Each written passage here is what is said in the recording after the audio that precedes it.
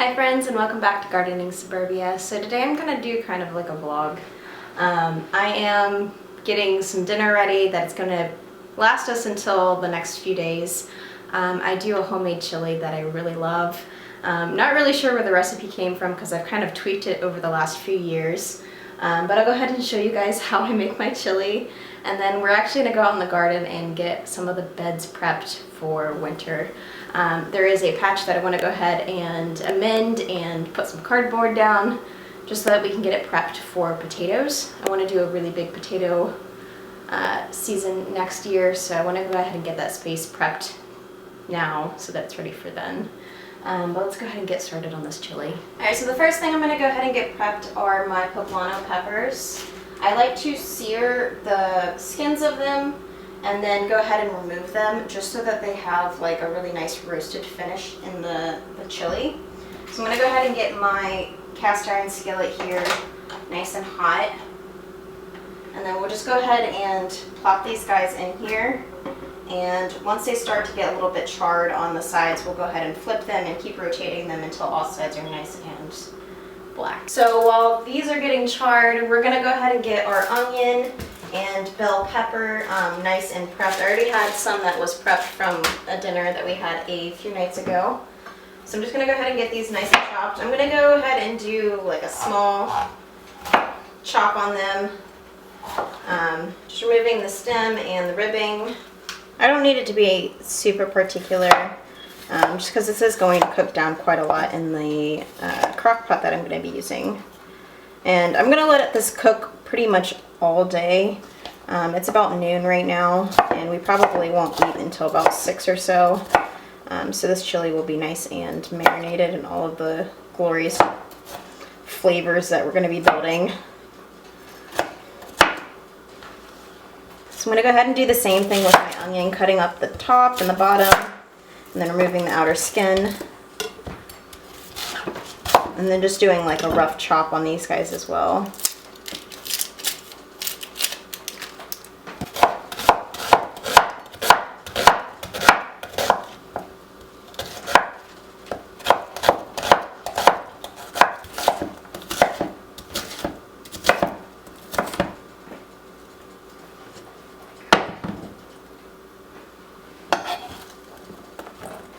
So as you guys can see, it's totally time to flip these guys and get them to char on another side.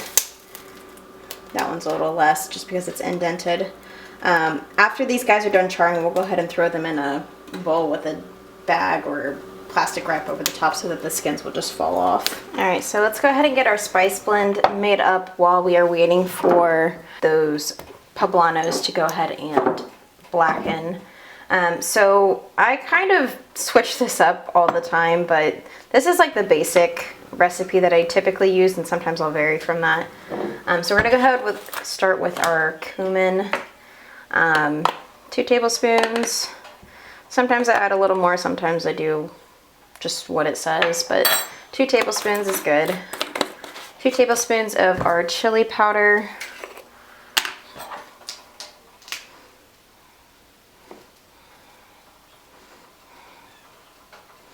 I think I'm going to need to get more chili powder here soon. 1 teaspoon of salt. Got my salt back here. And I'll go ahead and salt the meat while I brown it. But this is just kind of a base for this. And then we'll do 1/2 teaspoon of our cayenne pepper.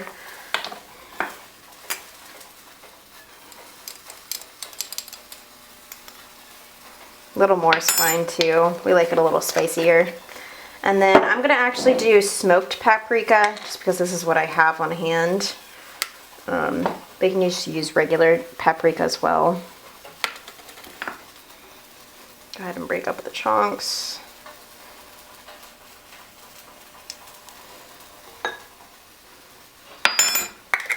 Okay, and then we're just going to go ahead and mix this up together.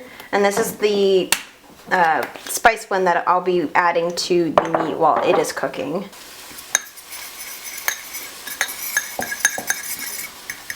And then we'll just go ahead and add this to the meat when we are cooking. Okay, so the next step, we need to go ahead and start adding stuff to our crock pot. I'm gonna go ahead and turn this on to a low heat. And then we're gonna go ahead and start adding in our beans and our tomatoes. So next year's goal really is to have our chili starter, like our tomatoes, onion, peppers, poblanos, and our spice blend all jarred up. This year I did not get enough tomatoes to go ahead and actually do that, just because I think I'm going to have to do quart size jars of our tomato sauce. I think in the future I'm going to be having this recipe just because then we're not eating it morning, lunch, and night for 3 days consecutively. We do really love this chili recipe, but I think having it in a like half size will be good. It'll be enough. Plus I use two 28-ounce jars or cans of diced tomatoes. So in order to get that amount of tomatoes, I'd either have to do 2 quart-size things of our starter blend, or I would have to do like a half gallon or something. But that's the goal for next season, is to go ahead and get that chili starter. So for the tomatoes, I'm not going to drain anything off. I'm just going to go ahead and pop these guys in here.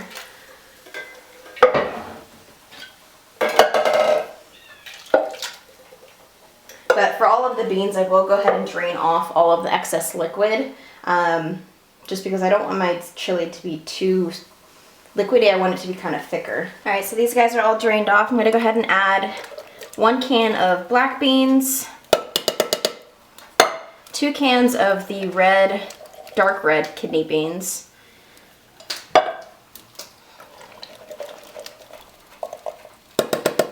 and just 1 can of pinto beans. This is where I kind of varied from the original recipe that I have.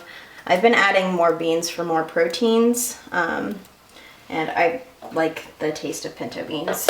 So we're gonna go ahead and add in our onion as well as the bell pepper. And I think I'm just gonna add all of this.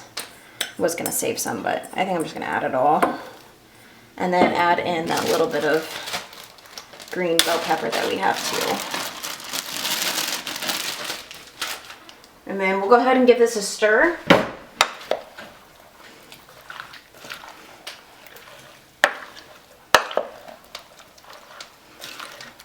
I'm going to add just a little bit of salt so that we can go ahead and get some of that moisture out of the onions and the bell peppers. I don't really have an exact measurement of this, just because I tend to feel like I'm always adding more salt into this just because there's so many different flavors. I want to go ahead and meld those together with that salt. I almost completely forgot that this time around I'm actually adding some of that homemade tomato paste that we made together.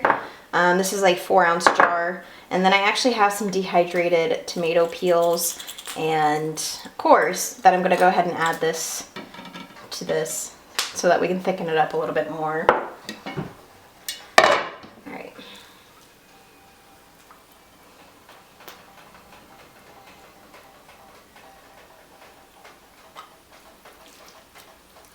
Alright, so for the dehydrated tomatoes, we're just going to go ahead and do like a sprinkling on top of this. I don't need to use all of it on there, but that'll be good. So we're just going to go ahead and close this back up, and then we'll check on our poblanos because I think they are ready. So as you guys can see, these are nice and charred all the way around.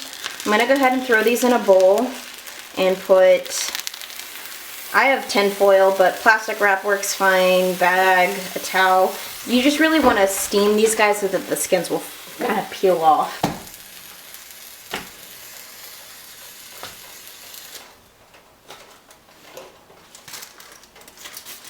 This is just some tin foil that I used for something else that's perfectly fine. I'm just going to reuse it.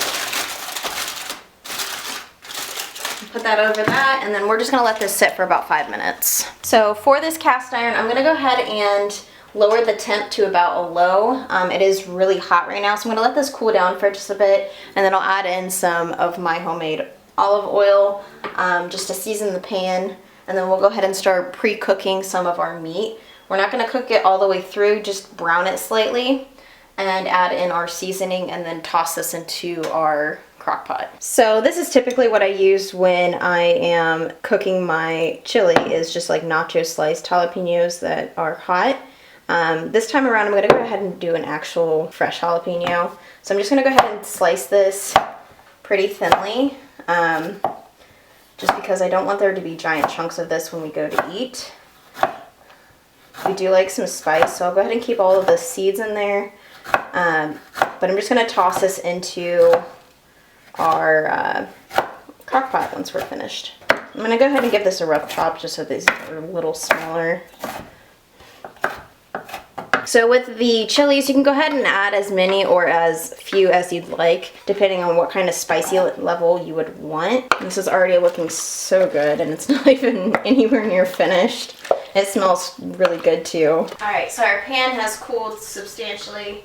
We're going to go ahead and douse this in our olive oil, just so that we have a nice covering on that. And we're going to go ahead and add in 2 pounds of ground beef. I actually had tried getting a recipe for chili from my father, because he used to make chili all the time growing up, and he would use pork. So you can really do whatever you want with this chili. You can change up what kind of protein is in it. You can not have any protein or meat. You can make it vegetarian. You could add multiple types of meat. I usually just do ground beef because it is a little bit simpler to hold it together. I'm going to go ahead and give this a good rough chop. I'm going to go ahead and turn up the heat just a little bit, just because the temperature of the meat cooled down the pan quite a bit. Alright, so we're going to go ahead and add in our seasoning blend. Just kind of try to lightly douse that all the way on the surface evenly. So we're just going to go ahead and mix this in real well. And we're just going to let this cook for about another minute or two, and then we'll go ahead and add this to our chili, and then we are hands off for the next 6 hours or so while it is marinating in all of its wonderful flavors. So we're going to go ahead and add in our ground beef just because it is ready. And I just kind of pour it all the way in, all of the juices. And then we'll go ahead and give this a really good mix. Alright, and our chili is ready to sit and cook in all of the juices and veggies and meat and seasonings that we have in there. I'm gonna pop the lid back on and push him back into the corner, and just gonna forget about him for the next few hours. I'll probably stir him every once in a while just to make sure things are well incorporated. I almost forgot to add my favorite part, the poblano peppers. So these guys have been steaming in this bowl. I'm gonna go ahead and take these guys out. And basically what I do with these is I just kind of take off the skins. They kind of just peel off since they've been steaming in all of the heat. I try to get as much of it as I can off, but I'm not super concerned with if I leave any on. So lastly, I'm just going to go ahead and cut these into chunks and remove the core.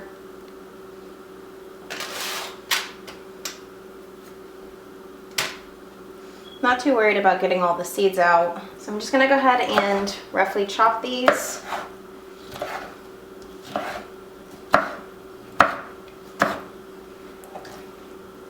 Both length and width-wise.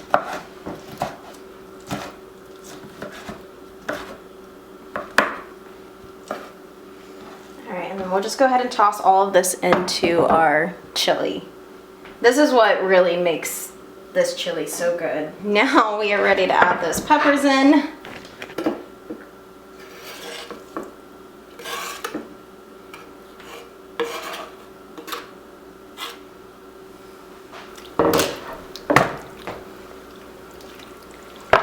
Give it a good last stir, and then we can go ahead and just let this sit like I was saying. So this chili really only takes about an hour or so to really bring it together, which is what is so wonderful about this chili. It's so easy to make and it lasts us for 2 to 3 days. I'll eat this for lunch. Davey will eat this for lunch. We'll have for dinner tomorrow night as well as tonight. And it's just so delicious and hearty and warming, and it's just like the perfect food for this cool weather that we're going into. So I hope you guys enjoyed this video. I'm gonna go ahead and do a separate video on getting the garden prepped for winter. But if you guys wanna go ahead and check out any of my other videos, I'll go ahead and post some of them up here. And I will see you guys next time. See ya.